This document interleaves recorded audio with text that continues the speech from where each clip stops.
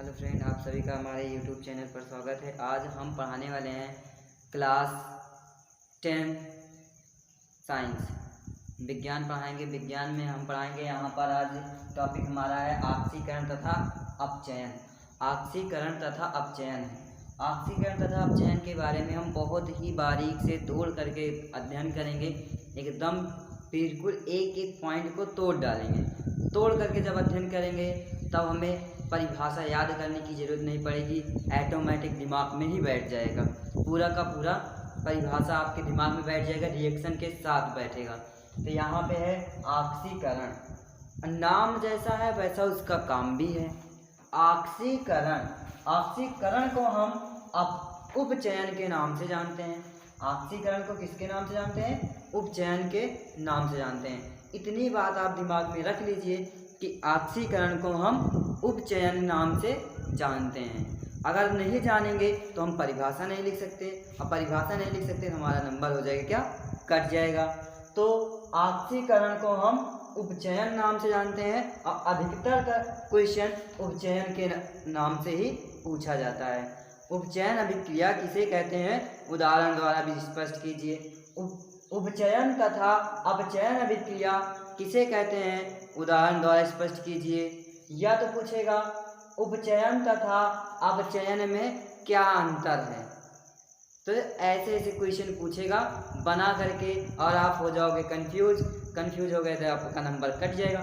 तो हम उसी कंफ्यूजन को दूर करते हुए हम बता रहे हैं कि ऑक्सीकरण और उपचयन। ऑक्सीकरण को हम उपचयन के नाम से जानते हैं। ऑक्सीकरण का मतलब होता है कि ऑक्सीजन का ग्रहण करना तथा हाइड्रोजन का बाहर निकालना। क्या? ऑक्सीकरण जैसा नाम है वैसा काम है। ऑक्सीकरण ऑक्सीकरण का मतलब हुआ कि ऑक्सीजन को ग्रहण करना। ऑक्सीजन को जब एक ग्रहण करेगा तो हाइड्रोजन को क्या करेगा? निकालेगा। क्या करेगा? हाइड्रोजन को निकाल देगा। ऑक्सीजन को ग्रहण करेगा और हाइड्रोजन को निकालेगा। तो परिभाषा कैसे लिखेंगे? वे रासायनिक अभिक्रिया जिसमें ऑक्सीजन का ग्रहण करना तथा हाइड्रोजन का त्याग करना उसे ऑक्सीकरण या उपचयन अभिक्रिया कहते हैं। वे रासायनिक अभिक्रिया जिसमें ऑक्सीजन का ग्रहण करना तथा हाइड्रोजन का त्याग होता है उसे ऑक्सीकरण या उपचयन अभिक्रिया कहते हैं। ठीक, एक रिएक्शन के द्वारा देखते हैं।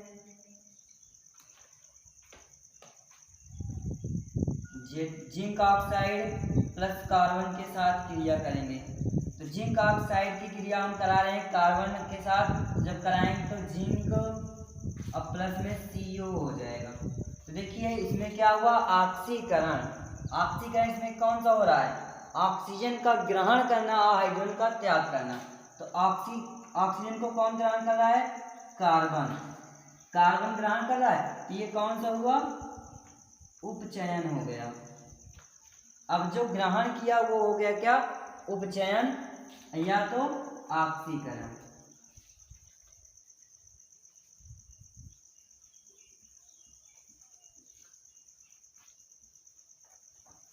देखिए जो ऑक्सीजन का ग्रहण करता है उसे ऑक्सीकरण या उपचयन कहते हैं। यानी कि वे रासायनिक अभिक्रिया जिसमें ऑक्सीजन का ग्रहण करना तथा हाइड्रोजन का त्याग होता है उसे ऑक्सीकरण या उपचयन अभिक्रिया कहते हैं। अब इसमें आप थोड़ा सा कंफ्यूज होंगे कि इसमें हाइड्रोजन का तो त्याग हो ही नहीं रहा है। ये हाइड्रोजन नहीं त्याग, हाँ इसमें हाइड्रोजन है नहीं, लेकिन रिएक्शन में हाइड्रोजन नहीं, लेकिन ये इसमें हाइड्रोजन क्या है? इसमें छिपा हुआ है। हाइड्रोजन का ये त्याग कर देगा।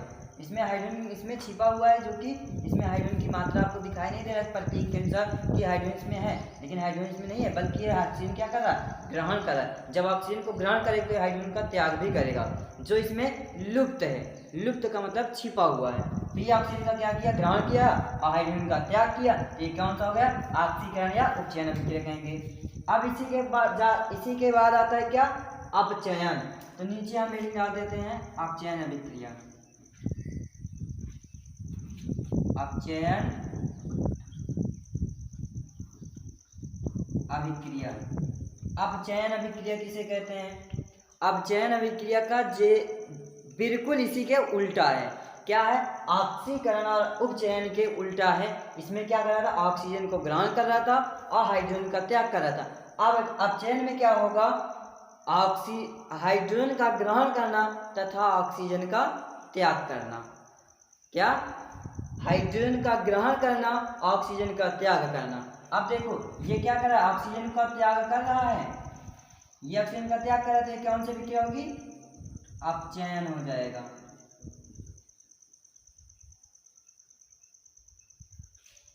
देखिए क्या है?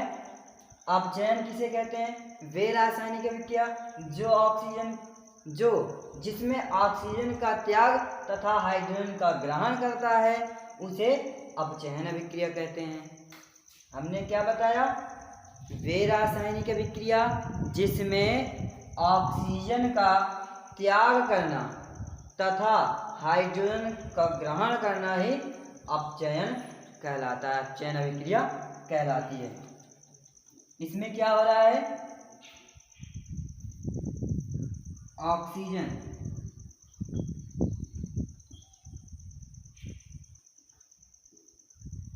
का क्या होगा? इसमें त्याग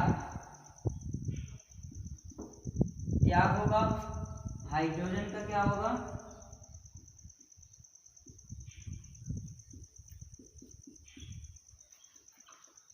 हाइड्रोजन का होगा ग्रहण। और इसमें क्या होता है?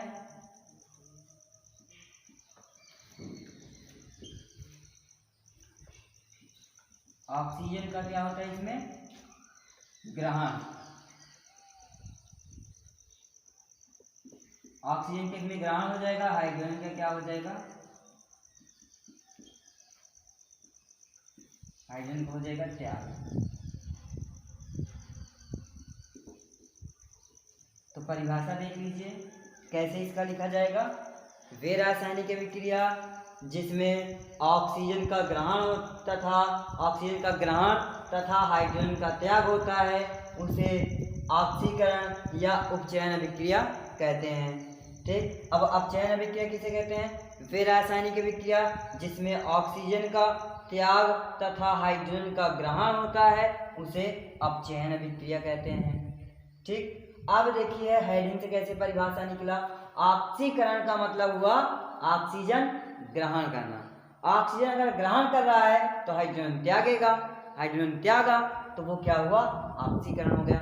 ऑक्सीकरण को हम उपचयन के नाम से जानते हैं। क्या हुआ?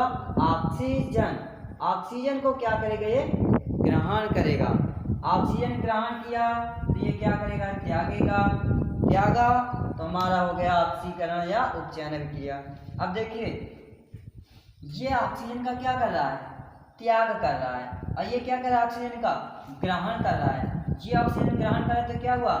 उपचयन या ऑक्सीकरण अभिक्रिया हो गई।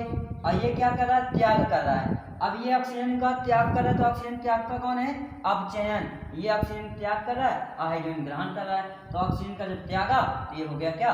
अपचयन अभिक्रिया।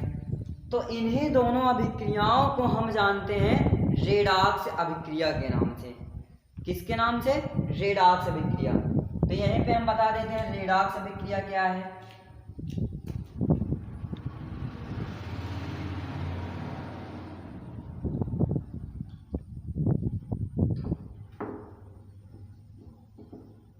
रेडॉक्स अभिक्रिया को हम जानते हैं इसमें क्या?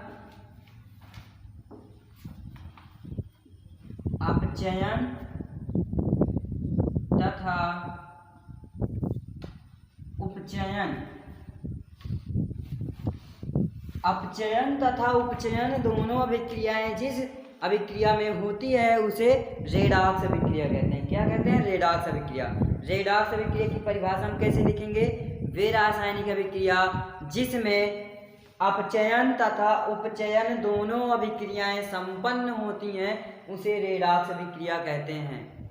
क्या कहते हैं? वे रासायनिक अभिक्रिया जिसमें अपचयन तथा उपचयन दोनों अभिक्रियाएं संपन्न होती हैं उसे रेडॉक्स अभिक्रिया कहते हैं। अब चलिए हमारा अगला रिएक्शन है यहाँ पर हमारा रिएक्शन है कॉपर ऑक्साइड की क्रिया। कॉपर ऑक्साइड की क्रिया हाइड्रोजन से कराएंगे। इसमें कौन सी अभिक्रिया हो रही है और इसमें क्या अभिक्रिया हो रही है, हम कई सारी इसमें अभिक्रिया आपको बताएंगे। कॉपर ऑक्साइड की क्रिया हाइड्रोजन से कराएंगे और इसमें कौन सी अभिक्रिया हो रही है वो सारी अभिक्रिया के बारे में हम बता देंगे। तो देखिए पहली अभिक्रिया हमारी हो रही है, इसमें क्या कहते हैं, विस्थापन अभिक्रिया। कौन सी अभिक्रिया हो रही है, विस्थापन अभिक्रिया हो रही है।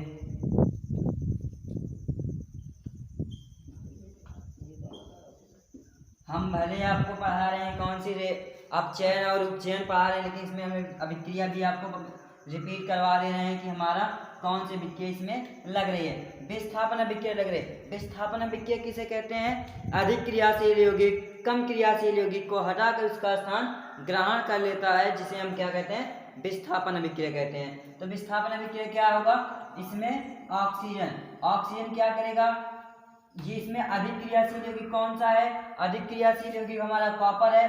कॉपर का परमाणु क्रमांक होता है 29 और ऑक्सीजन का होता है 8। तो सबसे कम क्रियाशील यौगिक कौन सा हुआ, ऑक्सीजन हुआ। और ये भले इसका परमाणु क्रमांक 1 होता है लेकिन इसका कम ही होता है, लेकिन क्या होगा, जब ये दो पदार्थों के साथ क्रिया करेगा तो इसमें जिसका जो कम क्रियाशील यौगिक होगा उसे हटा देगा। तो ये क्या करेगा, ऑक्सीजन इसके साथ जुड़ जाएगा तो बना देगा क्या, जल H2O।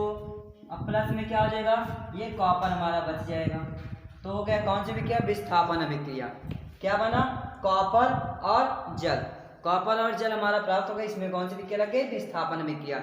अब इसमें हम देखेंगे कि ऑक्सीकरण और अपचयन किस अभिक्रिया में कहेंगे, किसको कहेंगे ऑक्सीकरण है हो रहा है और किसको कहेंगे अपचयन हो रहा है। अब ऑक्सीकरण का मतलब हुआ कि ऑक्सीजन का ग्रहण करना। तो ऑक्सीजन कौन ग्रहण कर रहा है इसमें, ये ऑक्सीजन क्या किया, त्यागा। जो ऑक्सीजन त्यागा वो हमारा क्या होगा, और कौन सा ऑक्सीजन ग्रहण किया उसे हम क्या कहेंगे, ये क्या कर रहा है, ऑक्सीजन को ग्रहण कर रहा है। ऑक्सीजन को ग्रहण करता है तो उसे क्या कहते हैं, ऑक्सीकरण। ऑक्सीकरण कहेंगे। ऑक्सीकरण को हम उपचयन नाम से जानते हैं, उपचयन हो गया। ठीक, देखिए ये क्या किया, ऑक्सीजन का ग्रहण किया। ऑक्सीजन जब जो ग्रहण करता है उसे क्या कहते हैं, ऑक्सीकरण। ऑक्सीकरण को हम जानते हैं उपचयन के नाम से। चलो ये हमारा हो गया उपचयन, हम पहचान कर लिए। अब ये उपचयन हो गया तो इसके बाद जो ऑक्सीजन त्यागा है उसे क्या कहेंगे, अपचयन। ये ऑक्सीजन का क्या किया, त्याग किया है, तो ये कौन सी अभिक्रिया हो गई, अपचयन। अपचयन हो गया। ठीक, हम पहचान करना सीख गए।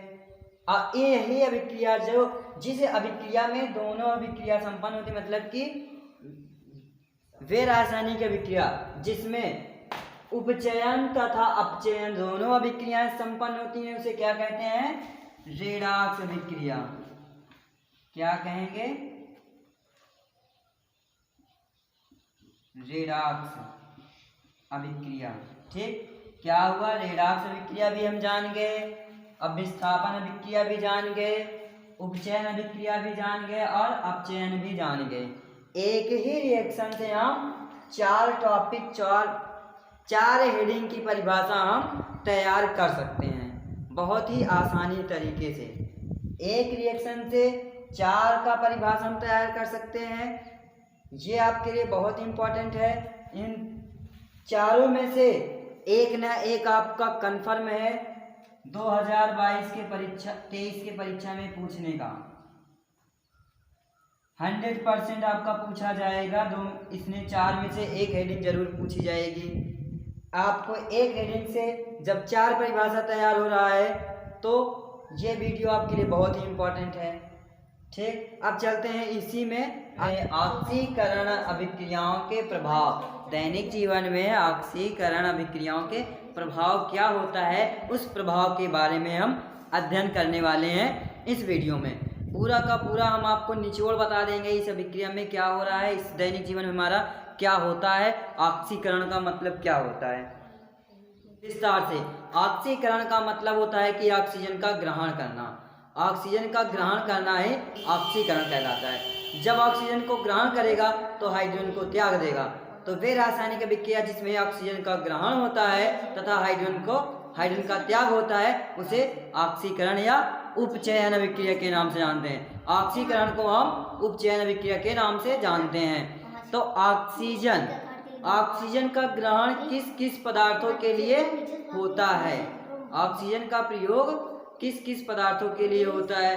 देखो, हम दैनिक जीवन में जो क्रियाकलाप करते हैं उसमें हमें ऑक्सीजन हम ग्रहण भी करते हैं और कार्बन डाइऑक्साइड छोड़ते भी हैं। तो देखिए, जब भोजन हम बनाते हैं और कुछ धातु जो होती है, धातु की सामग्री होती है, पदार्थ जो धातु होते हैं, वो क्या होता है, वो भी ऑक्सीजन का क्या करता है, ग्रहण करता है।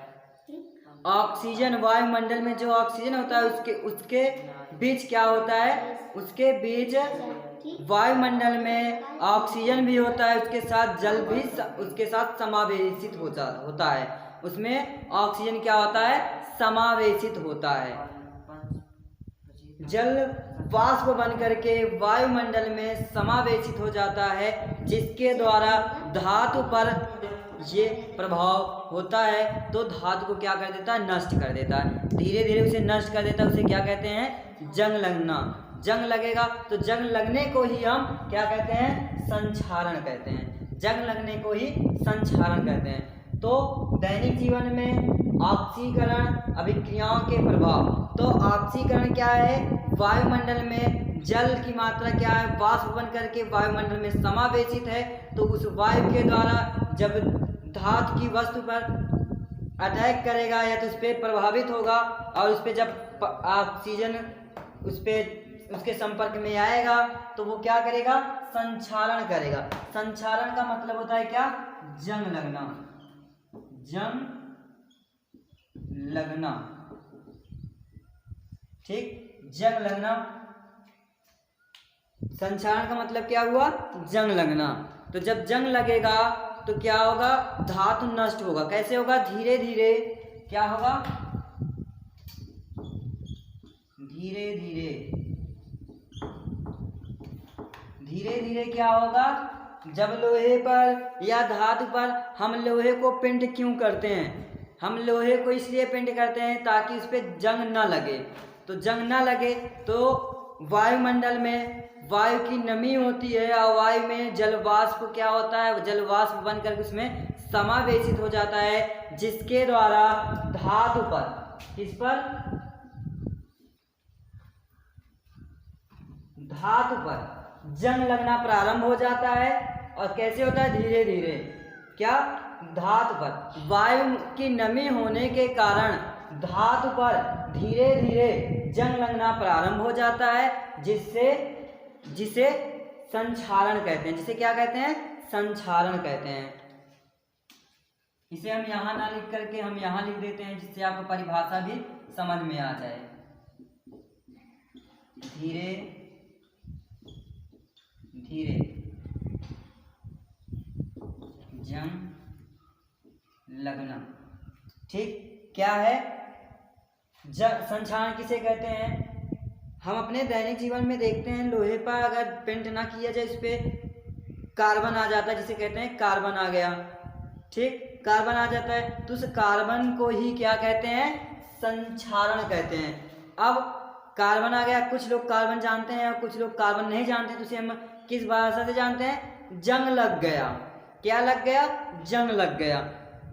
जब लोहे को हम धातु को खरीद करके मार्केट से लाते हैं, रख देते हैं, तो उस पर पेंट नहीं करते हैं, उस पर क्या लग जाता है, कुछ समय के बाद जंग लग जाता है। और ये जंग कितने समय में लगना प्रारंभ हो जाता है, ज़्यादा से ज़्यादा 1 महीने या 2 महीने में लगना प्रारंभ हो जाता है जंग, अगर पेंट नहीं करते हैं तो जब जंग लगना शुरू हो गया तो उसे क्या कहते हैं, कार्बन लग गया। अब कार्बन लग गया तो कैसे लगेगा वो कार्बन, अब जंग कैसे लगेगा, धातु जब किसी धातु की वस्तु पर धीरे धीरे जल वाष्प की नमी के द्वारा, क्या है, धातु की वस्तु पर जल वाष्प की नमी के द्वारा धीरे धीरे जंग लगना प्रारंभ हो जाता है, जिसे हम क्या कहते हैं, संक्षारण कहते हैं। अब इसका निवारण कैसे करेंगे। जंग लगना किसे कहते हैं तथा इसका निवारण भी पूछ लेता है कभी कभी। निवारण कैसे करेंगे, हम अपने घरों में देखते हैं लोहे को खरीद कर लाते हैं, तुरंत उस पर पेंट कर देते हैं या जला तेल लगा देते हैं या तेल की पॉलिश कर देते हैं। तो इसी द्वारा से हम क्या करते हैं, लोहे पर जंग लगने से बचा सकते हैं। तो यही है, क्या हुआ,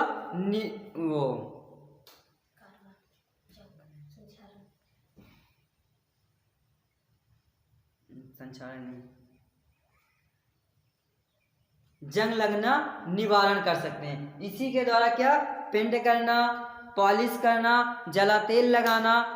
जब जला तेल लगाते हैं इसी चीज को क्या कहते हैं, संचारण का निवारण करना। मतलब कि लोहे पर जंग न लगे। लोहे पर जंग न लगे तो इसका हम निवारण कैसे करेंगे, पॉलिश करेंगे, जला तेल लगाएंगे, पेंट करेंगे। यही सब क्या है, हमारा निवारण है। तो अब ये हो गया हमारा। अब अगला विकृत गंधिता क्या है। विकृत गंधिता के बारे में हम जान लेते हैं क्या है। विकृत गंधिता का मतलब ये हुआ, विकृत का मतलब भोज्य पदार्थ। विकृत का मतलब क्या हुआ, इसे हम दो भागों में तोड़ देते हैं। क्या हुआ, भोज्य पदार्थ। विकृत को हमने तोड़ा क्या, भोज्य पदार्थ, और गंधिता का मतलब गंध। ठीक, भोज्य पदार्थ और गंध दो है, दो में हमने तोड़ दिया विकृत गंधिता को।